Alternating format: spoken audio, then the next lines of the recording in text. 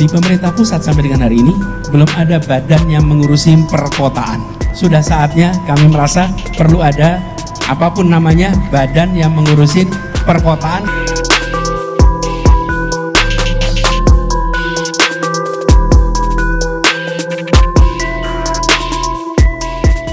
Nah, disinilah menurut saya Anies Baswedan yaitu memiliki ide yang sangat brilian dan bahkan juga original. Karena apa? Karena ketika Anies Baswedan besok misal menjadi presiden pada tahun 2024 akan membentuk Kementerian Perkotaan. Nah, menurut saya juga sangat aneh sekali. Apalagi di Indonesia juga memiliki banyak wali kota yang mengurusi kota-kota besar di Indonesia.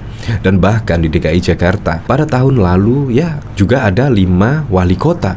Jadi ngapain juga ya membentuk kementerian? Apalagi juga perkotaan juga sudah banyak yang mengurusi. Ini menurut saya sungguh lucu dan juga aneh sekali ketika ide Anies Baswedan yang original, yang brilian, yang super power tiba-tiba akan membentuk Kementerian Perkotaan. Ini bahkan juga dikomentari oleh Ferdinand Hutahian, Menteri Perkotaan. Hahaha, gagasan yang lahir dari otak yang sama dengan pembuatan jalur sepeda yang sekarang jadi sampah. Nah, seperti ini videonya. Di pemerintah pusat sampai dengan hari ini belum ada badan yang mengurusi perkotaan. Pedesaan sudah, perkotaan tidak.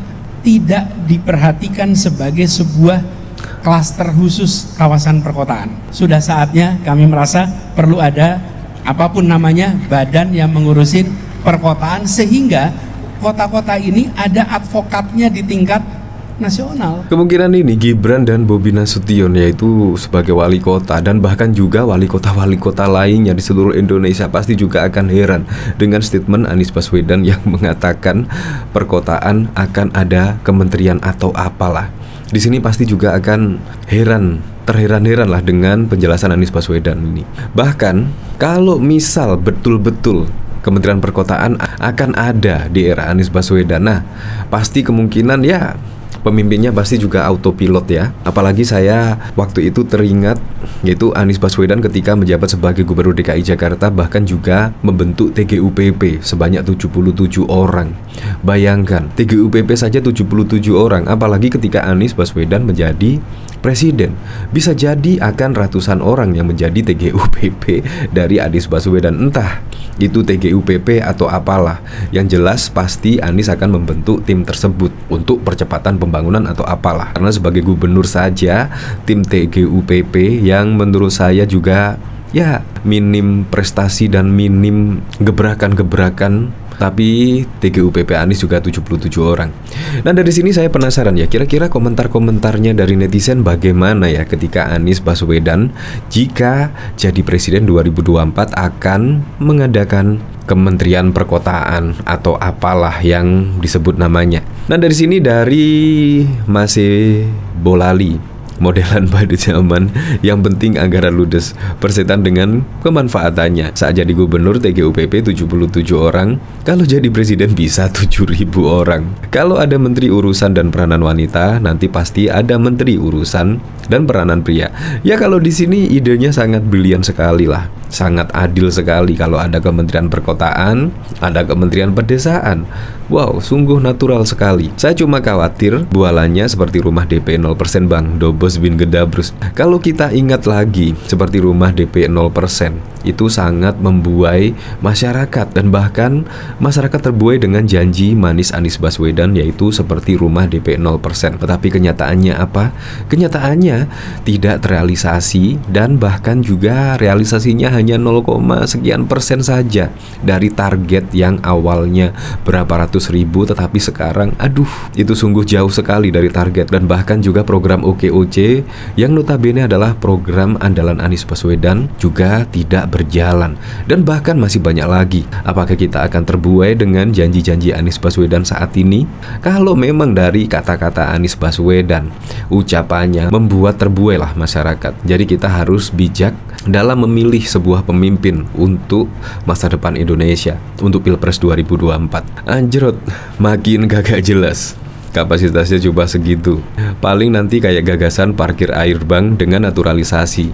Maklumin aja orang nggak punya kapasitas. Nah, bisa jadi ya besok ketika Anies Baswedan menjadi presiden, ya banyak perubahan-perubahan yang dilakukan. Ya seperti contoh kemarin pada saat menjadi gubernur DKI Jakarta saja, banyak nama-nama yang dirubah seperti nama jalan dan bahkan rumah sakit menjadi rumah sehat. Dan masih banyak lagi contoh yang lainnya.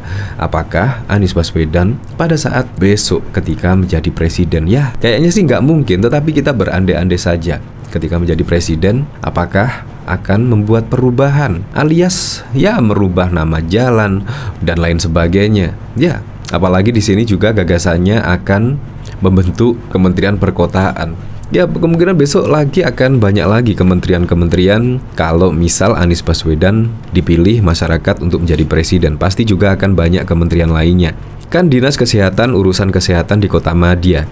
Semua ada urusan kebersihan. Untuk pembangunan sudah tadi ke UBP. Kalau masih mau ditambah lagi, malah akan terjadi tumpang tindih kewenangan, belum lagi nambah kos. Lah ini otak yang sama dengan hukuman suruh ngeruk kali lah. 72 orang biaraan ngapain aja. Oh maksudnya wali kota bikin gagasan, doi ongkang-ongkang, kaki otak-atik biar kelebihan bayar. Ya kemungkinan tugas dari Anies Baswedan ketika menjadi presiden ya memilih penghargaan lah. Jadi memilih-milih penghargaan. Besok penghargaan apa lagi ya? Besoknya lagi penghargaan apa lagi ya?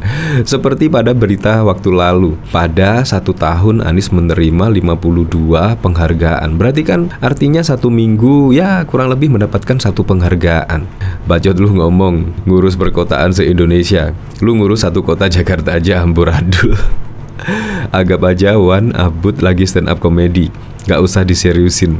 Ngibul, kau jadi gubernur Jakarta, kemiskinan naik 120.000 jiwa. Anak putus SD terbesar di atas Papua berdasarkan BPS. Kalau kota masih sudah ada wali kota dan masih dalam rentang kendali pusat. Beda sama desa-desa yang jauh, kan kadang tidak terpantau. Ide asal bacot. Ya sangat lucu sekali ya. Dan bahkan di sini bakal calon presiden Anies Baswedan mendapatkan pertanyaan soal keberlanjutan proyek Ibu Kota Nusantara jika ia terpilih menjadi presiden 2024. Di sini Anies Baswedan yang juga mantan gubernur DKI Jakarta, ia mengatakan akan mendukung pembangunan IKN. Selama hal itu memang diyakini baik dengan perencanaan yang matang dan memiliki dasar yang kuat.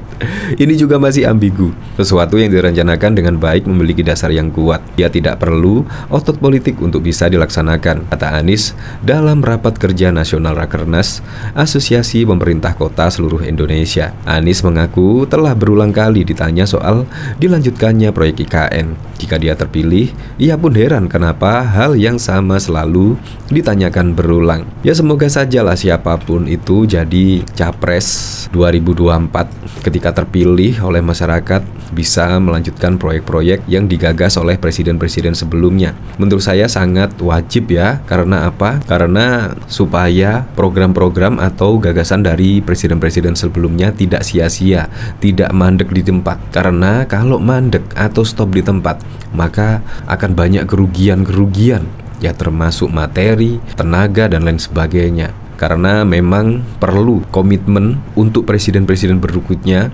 melanjutkan program-program berkesinambungan presiden-presiden sebelumnya sangat diperlukan supaya tidak sia-sia dan bisa bermanfaat untuk masyarakat.